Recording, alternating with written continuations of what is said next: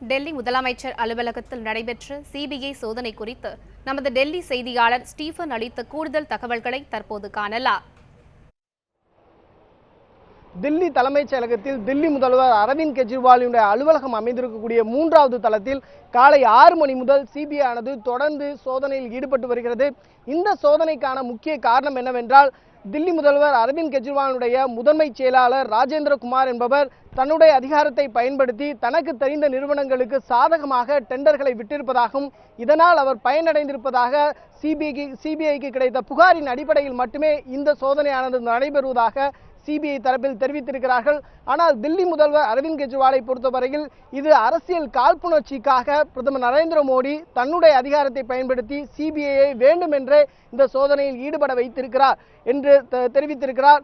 எப்போதும் இல்லாத அளவுக்கு முதன்முறையாக ட்விட்டர் வலைதளத்தில் பிரதமர் நரேந்திர மோடியை கடுமையாக விமர்சித்து கெஜ்ரிவால் அவர்கள் எழுதியிருக்கிறார்கள். அவர் சொல்லியிருப்பது என்னவென்றால், குறிப்பாக மோடியை பொறுத்தவரையில் தன்னை அரசியல் ரீதியாக எதிர்கொள்ள முடியாததின் காரணமாக இப்படி கோழைத்தனமாக நடந்து கொள்கிறார். பிரதமர் நரேந்திர மோடி ஒரு மனநோயாளி என்றெல்லாம் அவர் கடுமையாக விமர்சனம் செய்திருக்கிறார். இதற்கு மத்திய அரசானது கடுமையான கண்டனங்களையும் தெரிவித்திருக்கிறது. குறிப்பாக இந்த சோதனைக்கு மத்திய அரசு காரணம் இல்லை என்பதனை வெங்கையா நாயுடு அவர்கள் உறுதி செய்திருக்கிறார்.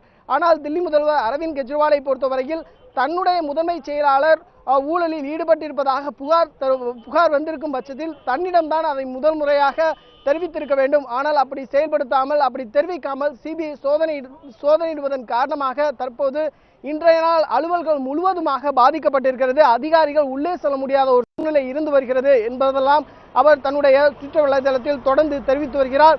இது தொடர்பாக ஆம் ஆத்மி கட்சியினுடைய தலைவர்களில் ஒருவருமான தில்லி துணை முதல்வருமான மணிஷ் சிசோடியா அவர்கள் 1:30 மணி அளவில் படேல் சவுக் என்ற ஒரு தன்னுடைய அலுவலகம் இருக்கக்கூடிய இடத்தில் செய்தியாளர் சந்திப்புக்கு ஏற்பாடு செய்திருக்கிறார்கள். அந்த சந்திப்பின் போது கடுமையான விமர்சனங்களை மத்திய அரசு மீது வைப்பார்கள் என்று எதிர்பார்க்கப்படுகிறது. நியூஸ் 7 தமிழ் செய்திகளுக்காக டெல்லியில் இருந்து ஒளிப்பதிவாளர் நதீமுடன் ஸ்டீஃபன்.